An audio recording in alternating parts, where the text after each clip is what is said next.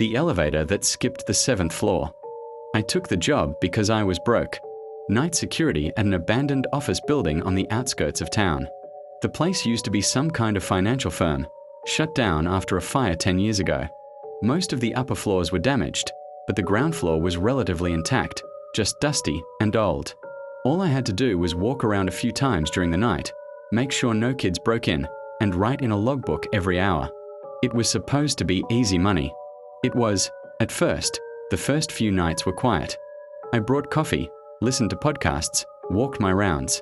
The only strange thing was the old elevator at the center of the building. I figured maybe it was just old machinery glitching. Until one night when I checked the elevator panel and saw a newly lit floor button I'd never seen, 7.5. I stared at it. There was no floor 7.5, just the usual 1 through 7.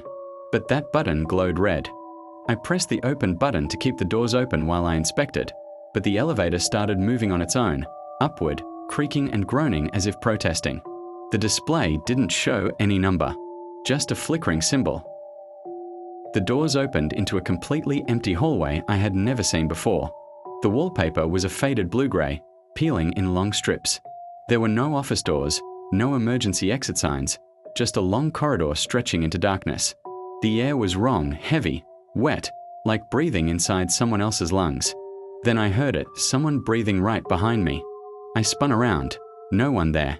But on the elevator doors, I noticed fresh handprints smearing the dusty metal, as if someone had pressed both hands against it from the inside. I stepped back into the elevator and tried every button. The doors closed, and it took me back down to the ground floor, as if nothing had happened. I didn't sleep that day. The next night, I told myself I'd ignore the elevator. But at 3:17 a.m., I heard it ding, the doors opened. And there it was again, 7.5 glowing red. I tried to leave the building. The main exit wouldn't open. The side doors were jammed. The only thing functioning in the entire building was that elevator, as if it wanted me to take it. When I stepped inside, the lights flickered and went out. The elevator felt like it plunged straight down for what felt like minutes before it jolted to a stop. The doors slid open and I heard footsteps. Not human footsteps.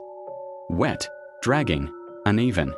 My flashlight barely worked, but I pointed it down the hallway and saw shapes at the end, figures standing still in the dark. When the light flickered, they were closer. On the next flicker, even closer. I realized with horror that they weren't walking. They were just appearing closer each second the light went out. I slammed my fists on the elevator button. The doors shut, barely in time. A split second before they closed, I saw a face appear right in front of the gap. Pale skin, no eyes, just 2 black empty pits. And a mouth stretched into a smile too wide to be possible. That night I quit.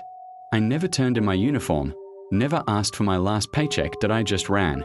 But a week after I left, I received a package at my apartment.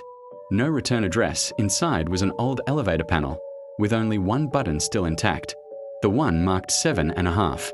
And the moment I touched it, I heard the elevator ding, somewhere inside my building.